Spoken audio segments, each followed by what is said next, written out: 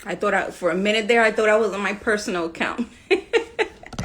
But welcome, everybody. Welcome. Today we are going to talk about publishing with Stacey Whitman from Two Books. So I'm very excited because Two Books is a platform that is dedicated to publishing diverse titles. So, oh my God. Okay, there we go.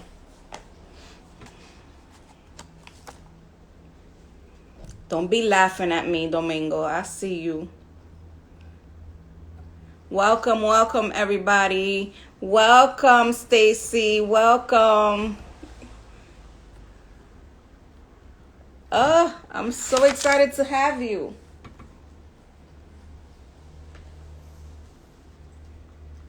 We're just going to give folks a few more minutes to log in, to join us.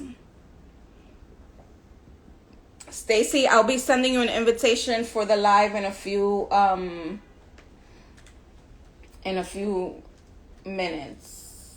Let's give folks a little bit more time to log in.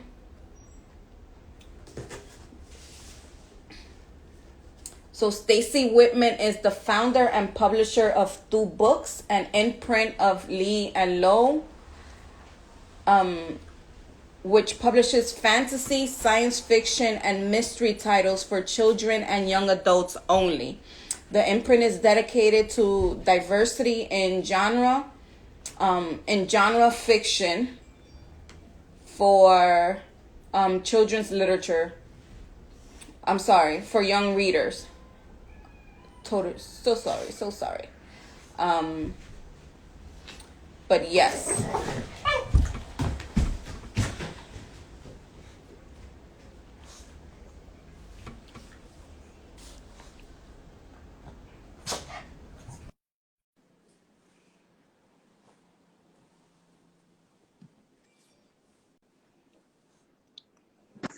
Hi. Thank Hi. you. You're joining us from Lee and Low. Yes. Welcome and good night. Good evening. Good evening. I know what you Welcome meant. and good evening. I've had a very busy, long day today. I know what you mean. I accidentally was on the stories updated just as I was hitting um, your live, and it accidentally took me into somebody else's live. So Uh, it took me a minute to realize I was in the wrong place. Sorry it about that. happens. It happens. So for those of you who are joining us tonight is our conversation on Let's Talk About Publishing, and our invited guest is Stacey Whitman. Stacey is the publisher of Two Books, which is an imprint of Lee and Low. And if you do not know who Lee and Low is, please go Google them. Please go explore their wonderful website and all the information and titles that they publish for young readers. Lee and Low is also the organization that does the survey for publishing industry.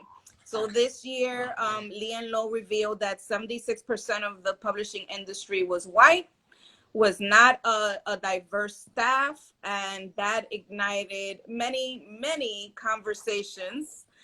It is not the first time that you published this survey.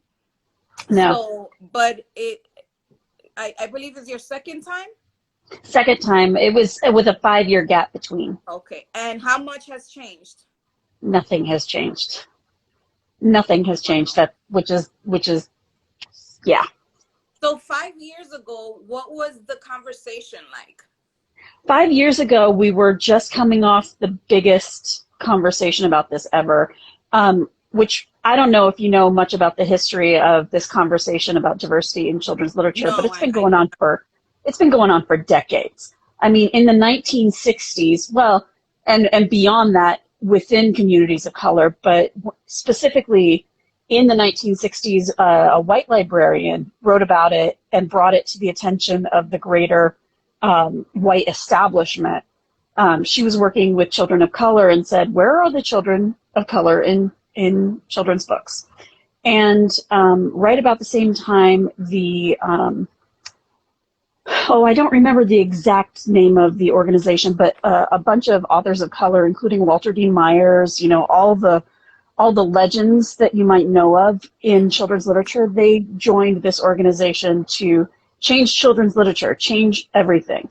And they worked really hard, and not a whole lot changed. We're doing better than we were in the 80s, but we've kind of stagnated since about the early 90s. Wow.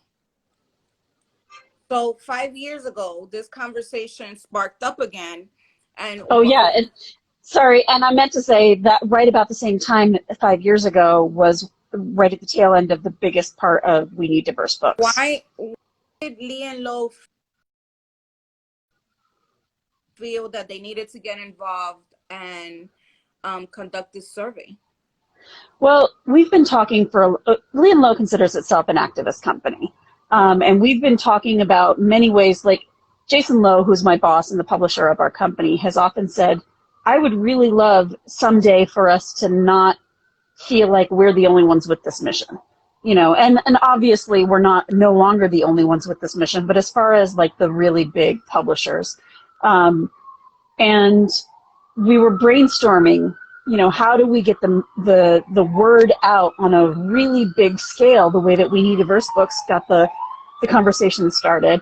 And we were doing a bunch of infographics. You might have seen some of our infographics that we've done based on numbers that other people have gathered, like the CCBC, the children's book, just the, excuse me, the CCBC has been studying the diversity numbers in children's books since the mid-'80s.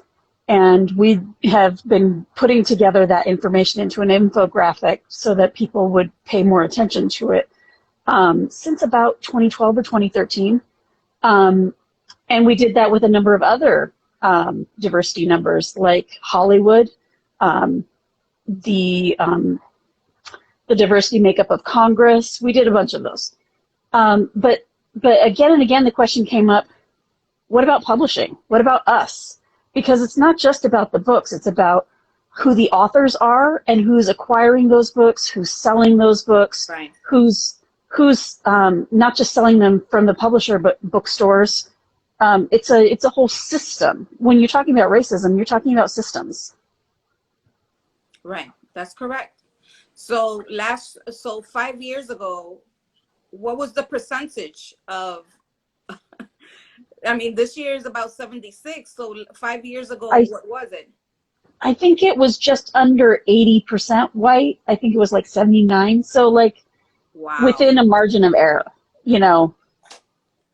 And I suppose that publishers were promising the same thing that they're promising now, that they were, you know, going to diversify their staff, that they were going to hire more POC. And they did, and I saw a noticeable uptick in, for example, assistant editorial assistants, assistant editors, interns. But the problem is that publishing is also a very old, very stuck in its ways as far as the pay goes. I've heard that. Yeah. I grew up poor. And the only reason why I was able to like move along was by avoiding New York City for 10 years of my career.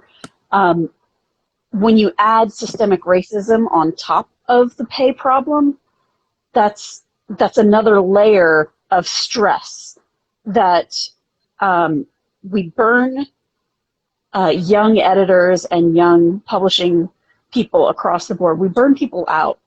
And when you're talking about, it's mostly women, and so when you're talking about women of color being the only person in the room, you know, when you're talking about these issues, I think we've still got a lot of those same systemic issues that have not been addressed within our publishing companies.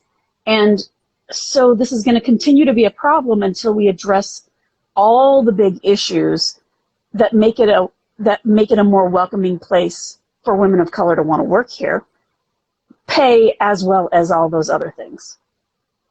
How do you perceive that to change? What do you think needs to be done? Do you think that the entire publishing industry needs to be done away with and let's restart? Well, I don't know about that. I think that we've got a lot of really great initiatives. We've got some great mentorship initiatives. Latinx in publishing. There is POC in Pub, Patrice Caldwell, who used to be an editor and is now an agent. There are a number of really great initiatives out there that are working to support young people starting out and mentoring along the career path.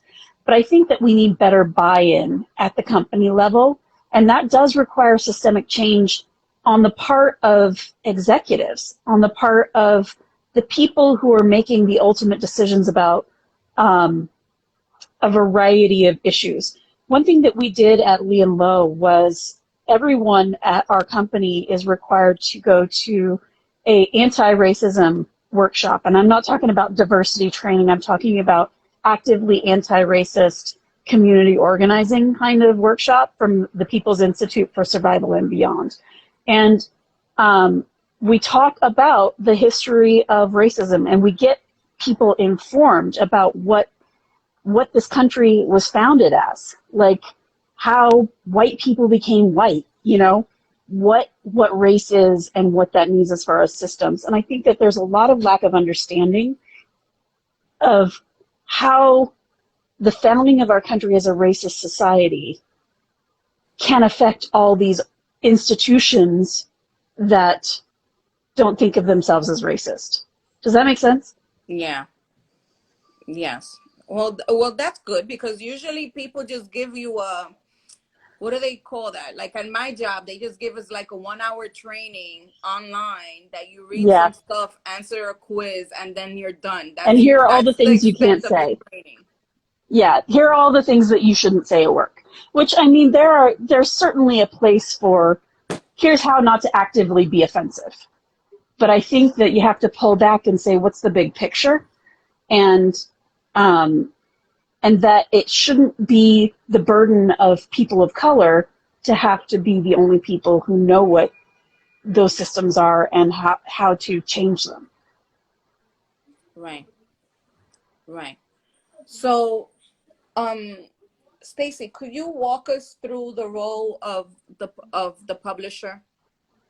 Um, Well, it depends on what house that you're at. I'm at a very small publisher, so Mm-hmm. I wear a lot of hats. I am the editorial director of my imprint. I'm the person who runs the imprint and makes the decisions about what books that we want to publish.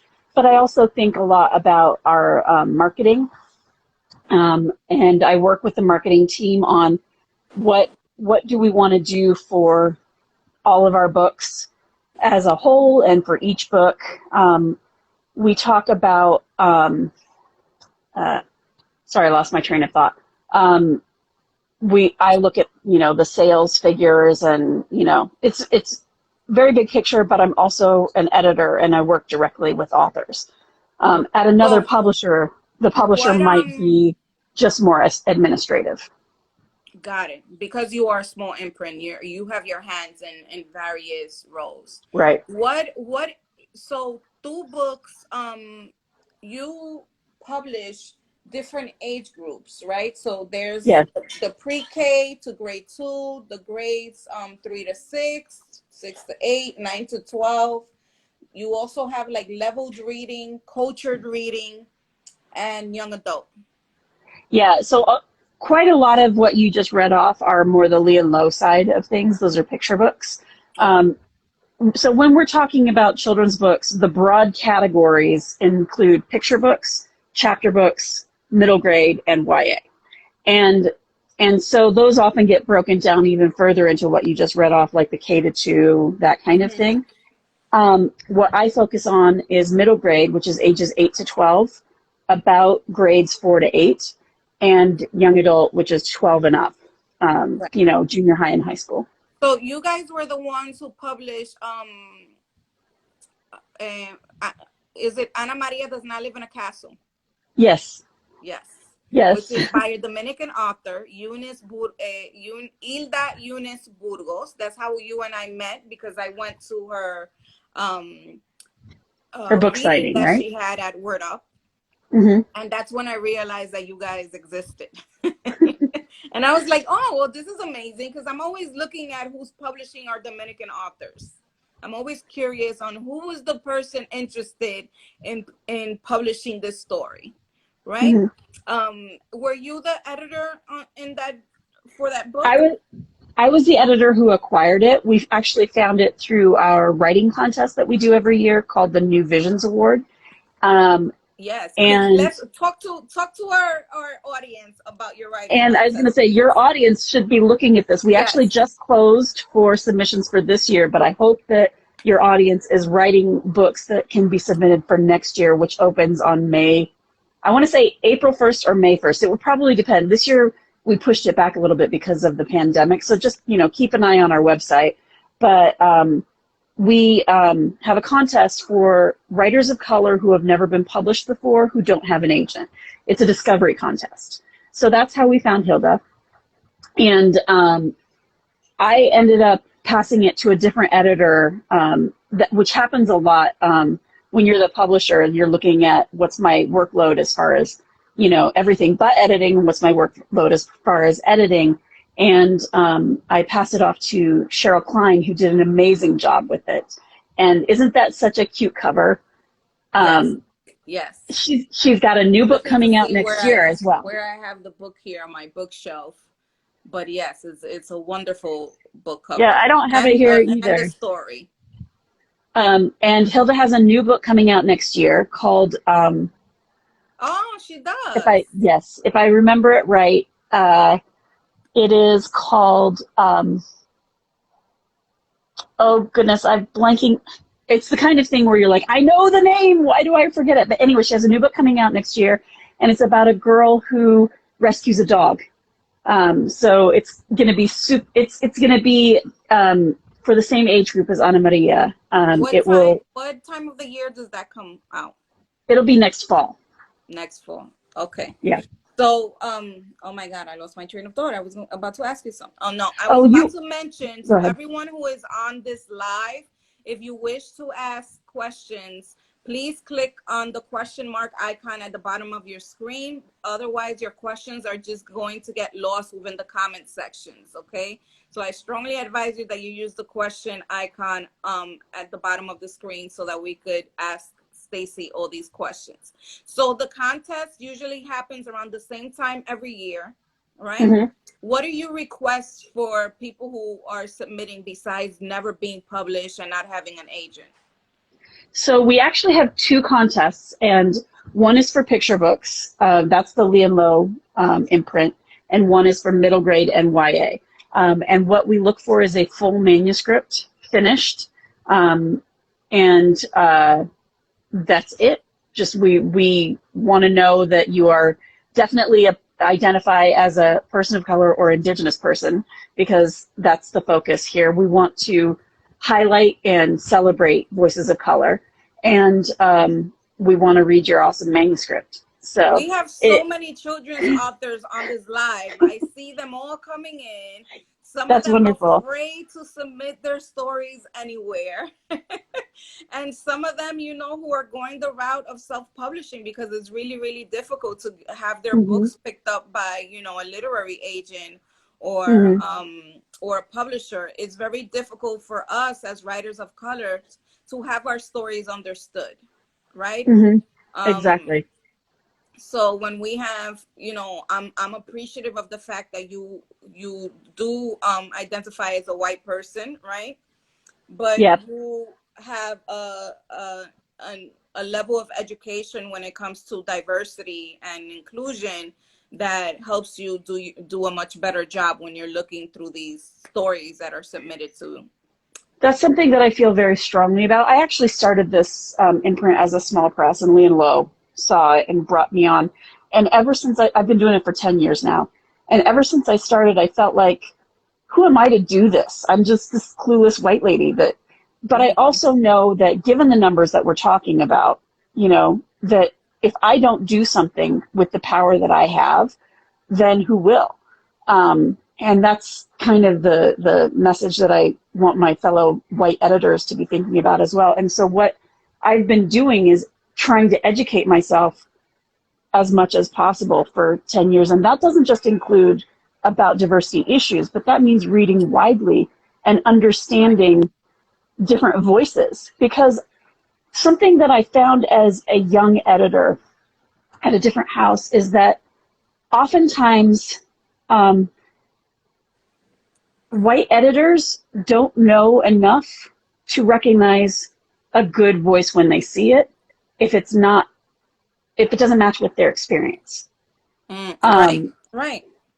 So I have to read widely, but also I work with a diverse staff. So the New Visions Award isn't just me reading, it's our whole company reading.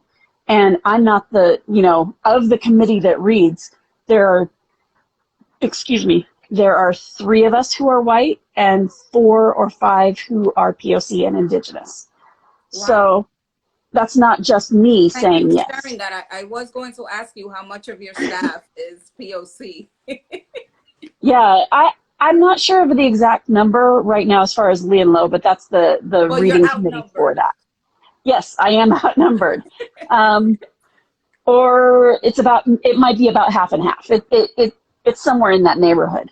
But Lee and Low feels very strongly about looking for talent that is people of color. So are the writing contests the only way to submit a manuscript to Lee and Low? And to your imprint? At the moment, we're closed for submissions because, honestly, the pandemic has just hit us so hard that usually we open up from time to time for unsolicited submissions, but we're still just trying to catch up because, reduced hours and all the stress of the pandemic, there's just really only so much that we can do. Right. I can imagine. So that or agented submissions right now. Next year, I do hope to have some open windows where we'll be looking for specific things. And one way to know what we're doing is to follow us here on Instagram. Sometimes we'll do calls for submissions, or on our Twitter, which is Lee and Low or 2 books, depending on whether you're looking for picture books. Do you also announce it via your newsletter? Yes. So people should go on there right now to Lee and Low and 2 books and subscribe. And the way you find 2 books imprint is if you scroll all the way down on any page of Lee and Low's website, on the left-hand corner, you're going to see the 2 book imprint listed there. So there's a few other imprints. There's Shen Books, Dive Into Books, Children's Books and Press, Bebop Books, and Lee and Low Books. And there's a bunch of other resources there for educators, for interviews, a teacher's guide and lessons. There's a plethora of information on this website. Yeah, I appreciate Oh, thank you. Especially if you're an educator, we try to do a teacher's guide or at least a list of discussion questions for all of our books. So that's completely free. Nice. Yeah, we started doing that for our Dominican books. It does get a little overwhelming. Yeah, especially when you have a lot of, when you say it gets overwhelming, that makes me go, yes, because there are enough books to be overwhelmed by, you know? I started making a list of all the Dominican authors that are fine, that are published traditionally and non-traditionally, and I have about almost 100 on my list. That reminds me, for our contests, if you have only self-published, you do qualify for the middle grade and YA contest. Yes, so for everyone on here, that's great. You have to submit a new manuscript that has not been self-published before. Right. Wonderful. So, because you are a small imprint, you're not one of the big 5. Do you offer writers a publishing deal for a second book? Like, how does that work with them? It depends on what the book is. Usually the idea is we do want to commit to the career of an author, but usually it's by one contract at a time. So we rarely contract for like full series. We're looking for standalone, sometimes with series potential. But generally, we're looking for more standalone books. But if the book does well, we'll always want to do another book with that author. I find, though, that because we're a small press, we work with a lot of authors who end up working with a lot of different publishers. You might have seen Shamile Mendez's name a lot lately. Her book Furia was just put into That's on Reese's my Book Club. to order list.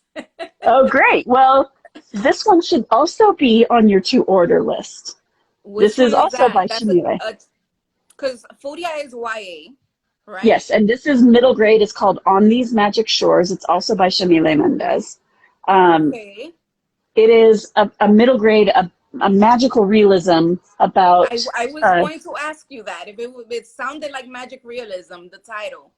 Yeah, it's about three sisters. The eldest is 12, and it's from her point of view. Their mother has disappeared, and they don't know what happened. Oh, And I need to get that. yes, and they are three young girls who are like, how do we stay together? We're not going to tell anybody that Right. our mother has disappeared, because what happens? Do we get put in foster care? Do we get put in like a detention camp because people might think that we're not supposed to be here? Because these are real issues that kids might worry about these days. Right. And there's a little bit of Peter Pan magic. They love fairies, and the fairies help them along in the book. And what I love about this book also is that it looks at an old favorite like Peter Pan with a really Modern critical, faith. yes, a critical eye that recognizes the racism of the source, but also acknowledges that you can love problematic things. And she just does it so deftly. Yeah. I mean, I feel you. I could totally she just does relate it to so that. well. It's such a beautiful, But it's a beautiful story. What's the title of that book again? It's On These Magic Shores. On These Magic Shores. And that was published by Two Books? Yes. And was she a contest winner? Yes, she was you might notice the seal there.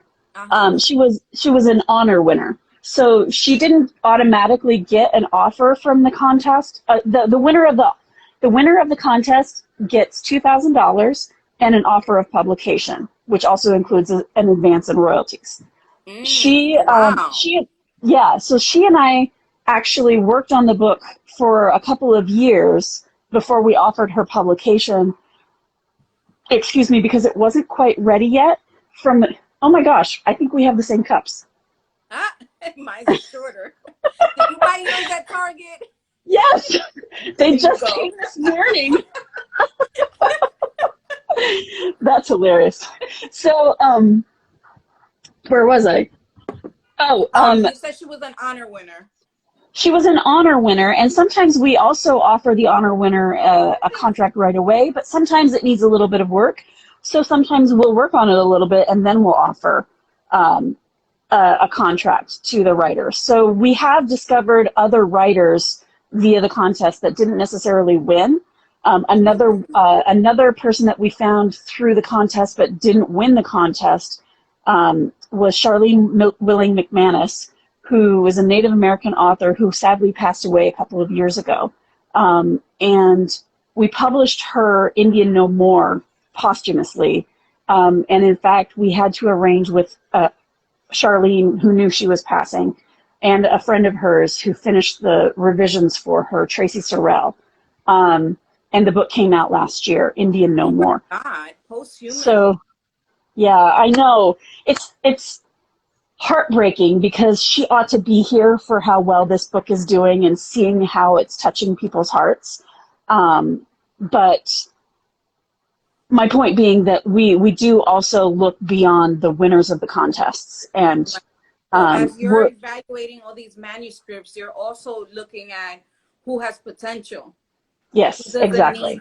Who just needs a hand you know, or Exactly. that's wonderful, you know, because a lot of writers, when they submit their work, they just feel like, oh, I didn't win. There's no way anyone is ever gonna approach me and tell me, hey, let's work on this. So it's really great that you guys do that. Yeah, and sometimes it requires a lot of patience because we're small and there's only so Right, much, you know, so right. many hands for all the work that there is to do, Yep. but we try our best to be as encouraging as possible. Right, right. So once again, everybody, if you have questions for Stacey, hit the question mark icon at the bottom of your screen. Otherwise, your I comments will get lost. I saw a comment scroll by, where can we find information about this contest? Just to quickly answer that, on the Lee and Low website, leeandlow.com, if you go up to the upper right, there is a tab that says Writers and Illustrators. That's where our submission guidelines are, and when the contest is active, that's where the directions on how to submit are. Right. So when people submit these picture books, do you just want the text, or do you ask for illustrations as well? Because you know, That's illustrations a tell the very, yes. story. Illustrations tell the story of picture books. Without illustrations, it's like eating food without sazon for me. And yet our picture book editors know exactly how to visualize a book, and so we're asking only for the manuscript. Unless you are an author illustrator. If you're a professional illustrator as well, we love to see book dummies. I'm not a picture book editor, by the way, so Right. of course go to our website and look at the submission guidelines, but when it comes to submissions in general, if you are a writer, only submit the manuscript. You don't have to hire an illustrator. You don't have to do anything about the illustrations. In fact, the publisher prefers to match you with an illustrator, because if you're a new author, we like to match new authors with experienced illustrators who are well-known names, and vice Yeah. versa. I've seen illustrators that I've had conversations with people who want to write their picture books, and they provide illustrations, and their illustrations are just They're not not the always, best.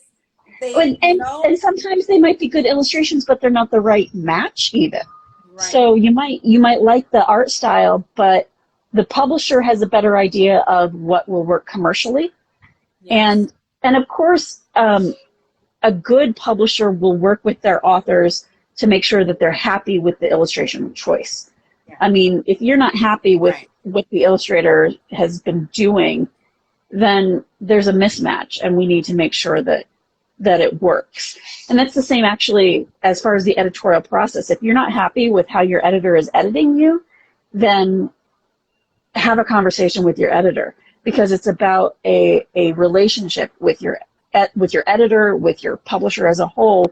They want authors to be happy, because why are we doing this book Right. if Right. everybody isn't happy? No, you're right. You're right. Absolutely. Let's see what questions we have here. Um,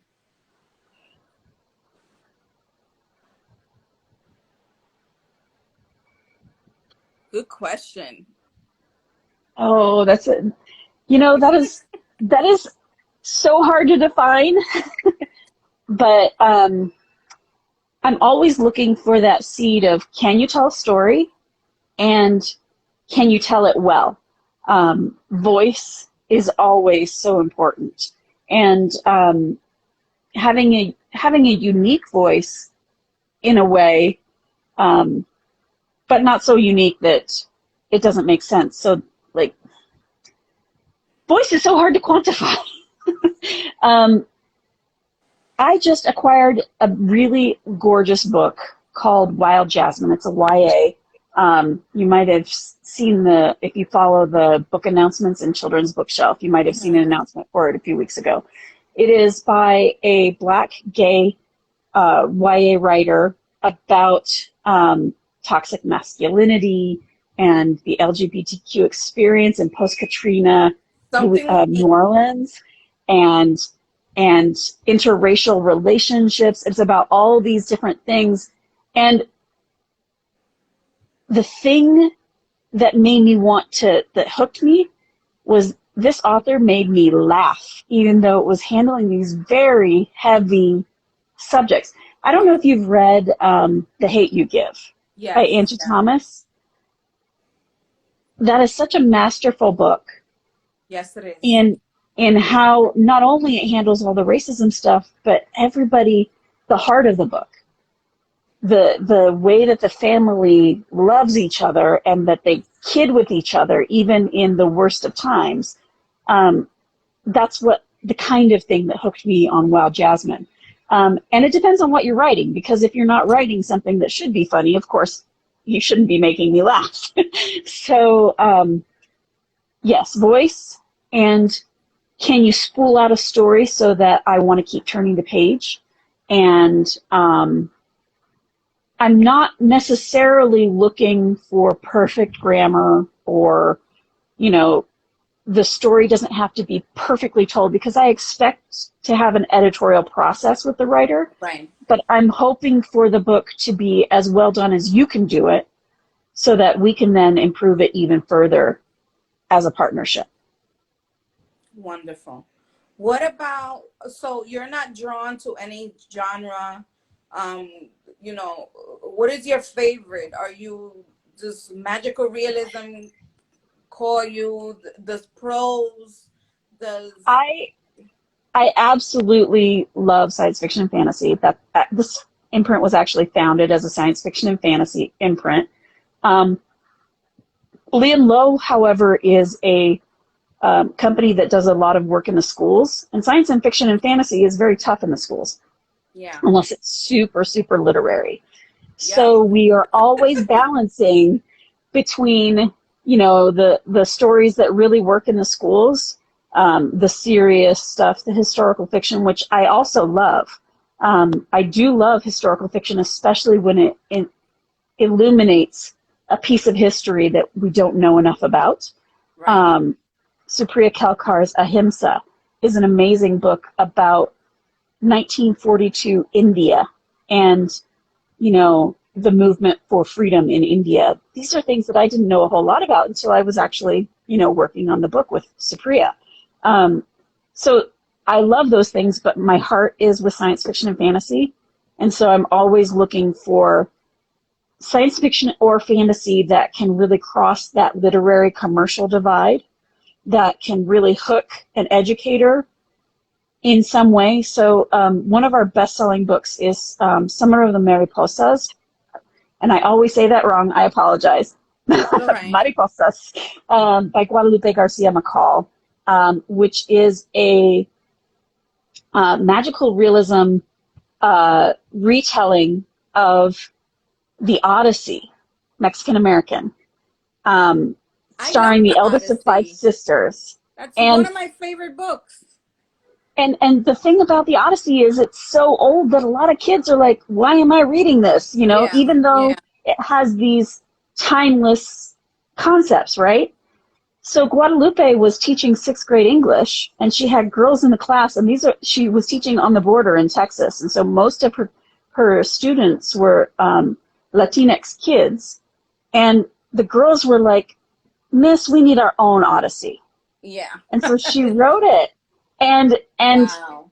it really does well in schools because the Odyssey is so important in various classes. But it also does really well commercially because it's just a beautiful book. So, So we and need it's got more a really great teachers hook. writing books. Somebody needs to write 100 Years of Solitude for kids. That's the book I need. Well, are I you was writing? never able to get through that book. So maybe if they write a YA, a children's or YA book with a modern take, I'll be able to, enjoy that.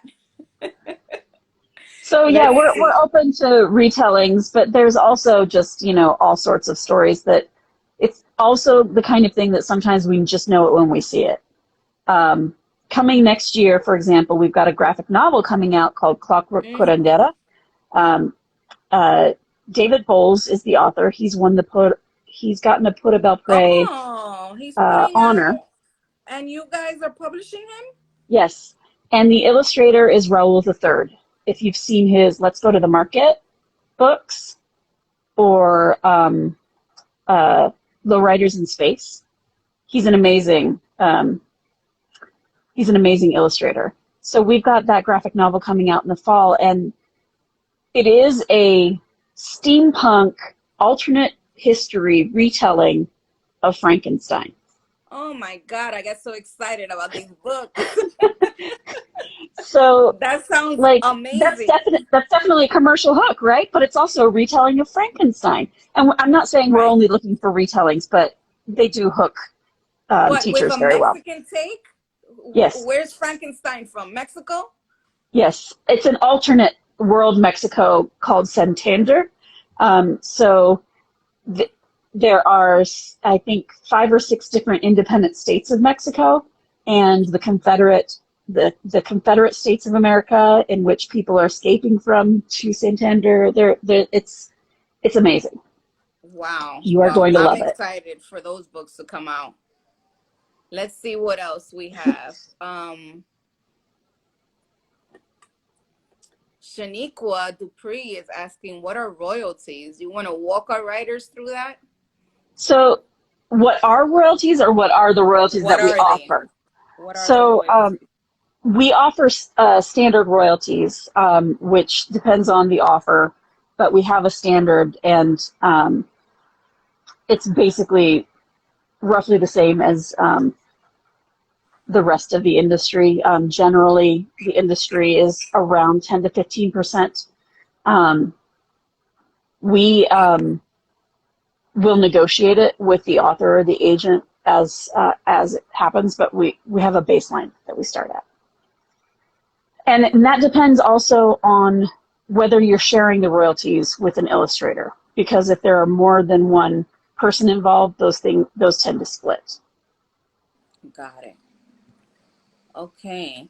Um, And it also depends on hardcover or paperback and all those kinds of things.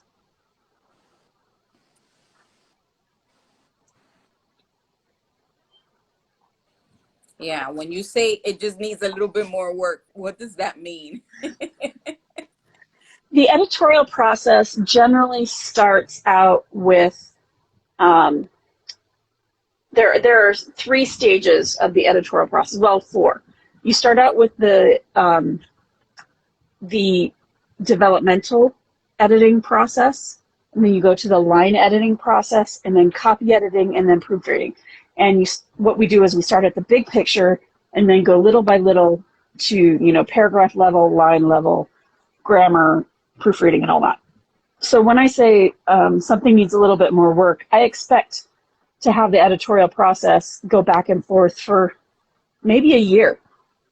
And so we might be talking about, hey, the pacing is off in this part.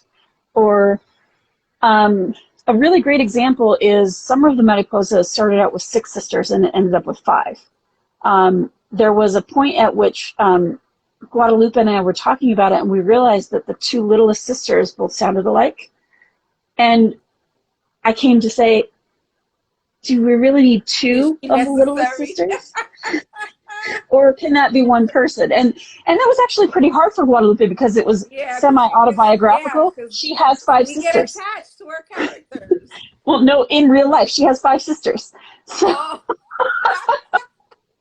Oh, so so I guess who now, do you kill off? now they're fighting, asking which one am I?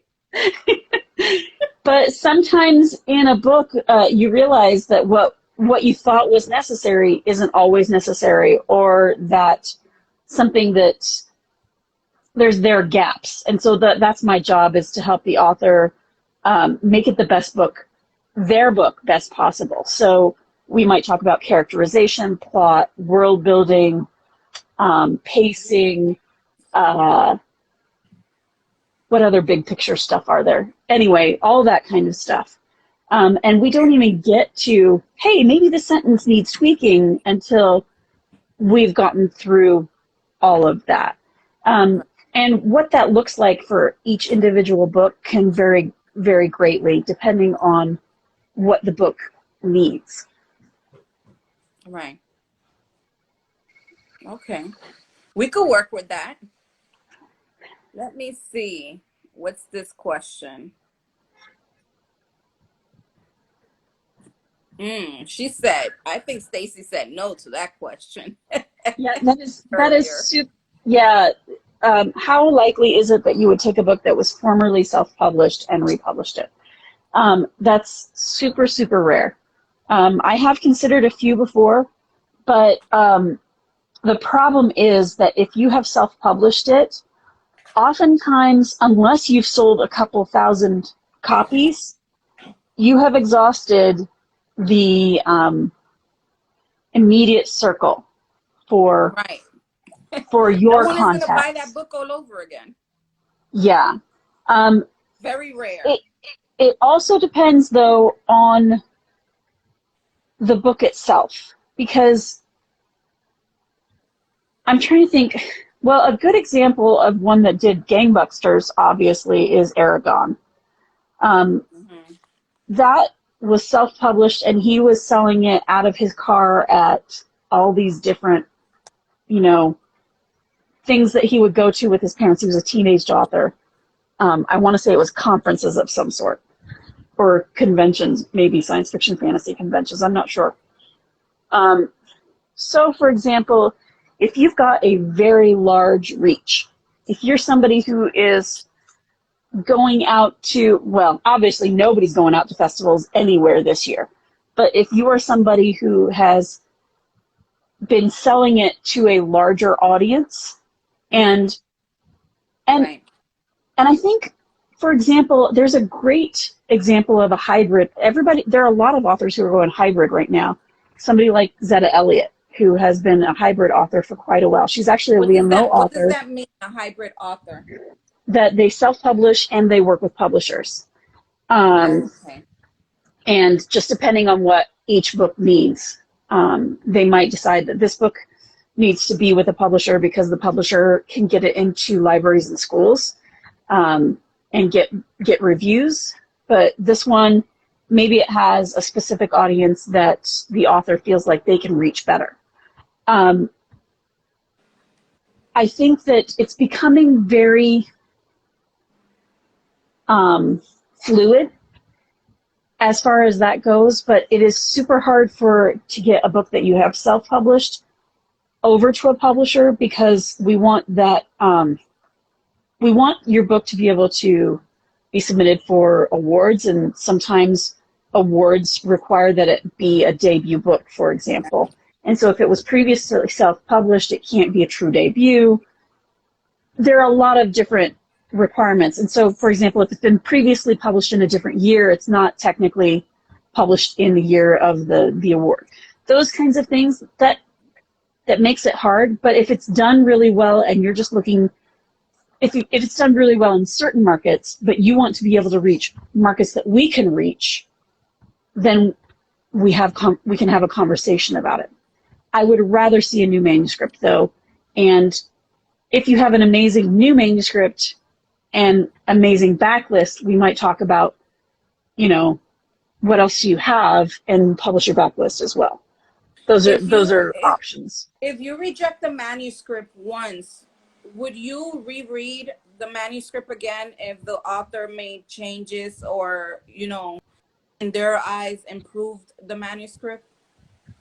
It, if we request it, and oftentimes we do ask for what's called an R&R, a revise and resubmit, Okay. where we'll give feedback that this isn't working. We love this part. Can you work on that and send it back to us? So you do Um, that with most people who submit a manuscript for your contest and on the regular, or just the ones that you think have potential? the ones that we think have potential. Okay. Um, and and there are some that are very on the cusp that we try and give encouraging rejections to as well, because we know that there are a lot of writers out there who they Right. just aren't quite ready yet, and we want to encourage them to keep going because. So, for example, our first year that we did the New Visions contest, we had a finalist named Evie Zoboy. Mm-hmm. Really? Yes, Really? yes. And it was a really amazing manuscript, but it just wasn't working. There was just something that was not working about that particular How did you manuscript. tell that woman? I mean, now she is who she is, but Right. My point though is that she just kept on going. She kept on right, working at it. She got a master's in writing for children at Vermont, and we didn't end up publishing her, but that first win, I think, was very encouraging. And I think she got her agent through being a finalist in our contest. So, even if you don't, immediately get published from the first time you ever submit, keep going. Because once you start getting those encouraging rejections, that's a good sign. That's a sign that you're on the right track. You're just not quite right, there yet. right, right. But I like that. I like that you guys take the time to encourage the authors and motivate them to continue writing. It is disheartening to get a rejection letter. Um, it happens very often, but some writers do not have the how do you say it, tough skin to accept rejections. um but And I get that's that because wonderful. it's super hard. I mean, Yeah. if you think about writing and getting published in particular, like dating, I mean, Hmm. I am in my 40s and I'm still single. I know what rejection is like. I mean, it can be super hard and you just want I'm to with take a you, step Stacey. away I'm from with it you. sometimes. Um, but sometimes you just got to keep going. So I'm a self-published author. I'm considering purchasing my own ISBN. Would I still get a chance to be picked up by a publishing house? oh, you could see the whole. Yeah, I can see them as well Oh, because I when can't when see they the pop on entire. the screen. Okay, got it. Okay, wonderful, because I couldn't see the I'm thinking that you didn't Oh, see the entire question, oh, gotcha. but go on. Um, I think that this is the same answer as the other question about being picked up by a publishing house. Um, when you self-publish, you should have an ISBN for your book so that it can be sold in various places. Like I believe that Amazon might have its own system, but having an ISBN matters as far as a lot of places that you might want to sell your book. And if you were to get the book picked up by a publishing house, they would probably assign their own ISBN to their version of the book. Um, so I'm not sure of the exact ins and outs, but basically the same as what we were just talking before. Right. So, in other words, the best advice that we could give you is if you self publish and you want to be traditionally published, do not use that same manuscript. You've already exhausted every good stuff that could come with that self published book. You need to start fresh with a new manuscript, and that has never been published. Yes. That is your very best option. So another question is, how long is the process and are you locked in once the contest is done? Um, well, the process for the contest is from April or May to August is the submission window. And we generally get our most submissions toward the end of the submission window. We read from the end of August, well, September to December, and we choose our finalists in December. And then the whole company reads the finalists. We announce the winner in April. And so if you choose to submit, when we first open, it might be a year before you hear the end result of the contest. Because when we announce the winner, we also let people know So that's that, that's that's a year yeah, to for the announcement of the contest, and then it's probably another year or two for the book to be fully published, correct, right? correct. So Hmm. if y'all got 3 years, And that is the timeline generally for yes, traditional publishing. If you yes, want it to take, a lot less time, self-publishing does take less time, but if you do choose the self-publishing route, I recommend hiring an editor. Excuse me. Yes. Because having that, there are a lot of great independent editors out there that you can Yes. hire. And in fact, Yes. if you go to stacyLwhitman.com, I have a list of independent editors who work with children's book authors on my website, my personal website. Nice.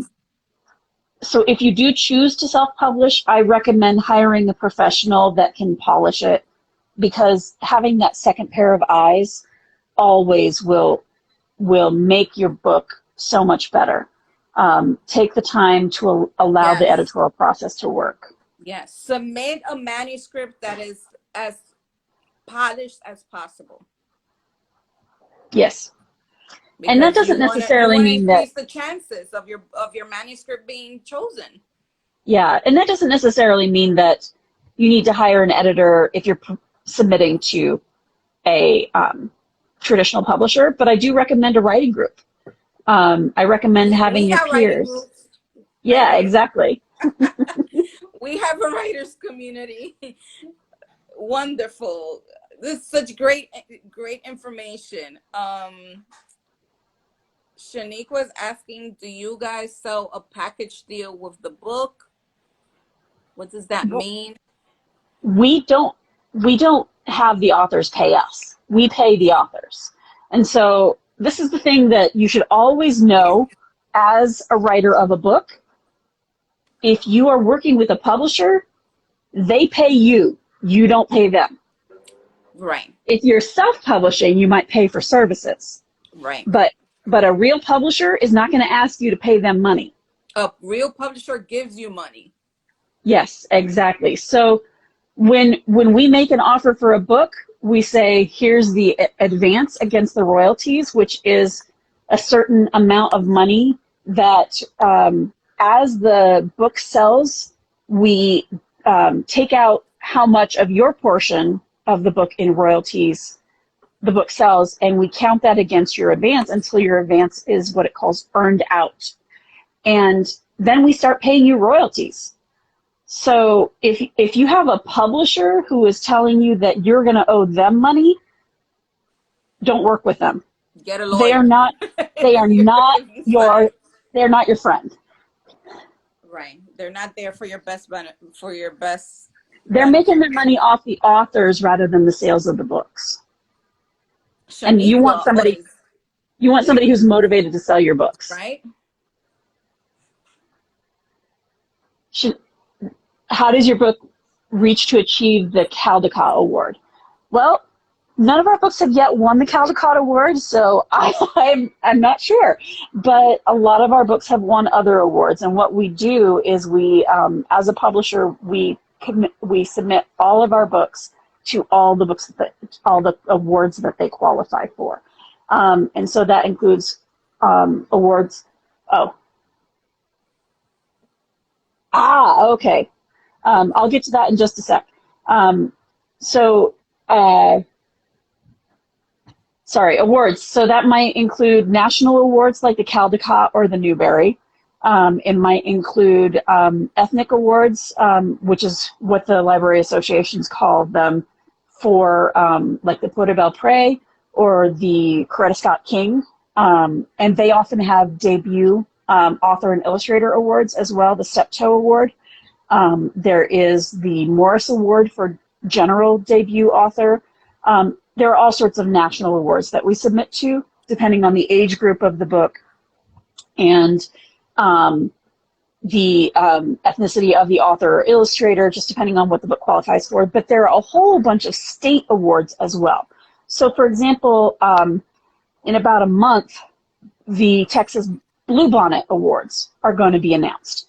And what's interesting is that Texas is a state that has, it's a very populous state, and it has a school system that is very influential on a lot of other states. So if your book wins a Bluebonnet Award, or there are awards for older readers, because the Bluebonnet is for picture books, and then there's the Lone Star and something else. Anyway, that means that a lot of schools are going to be paying attention, or libraries are going to be paying attention to those lists and saying, oh, I need to have that that amazing book in my library, or I need to have that amazing book in my school.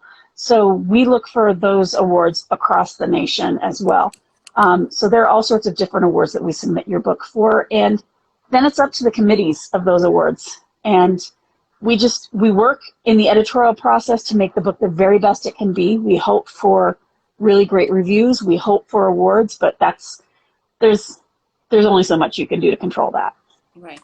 Stacey, before you answer the next question, are you okay if we end this live and restart the new one? I don't want it to shut off in the middle of a conversation. Oh, sure, sure. Okay, so I'll just end this and we could just reconnect and Okay. again, okay? Thank you.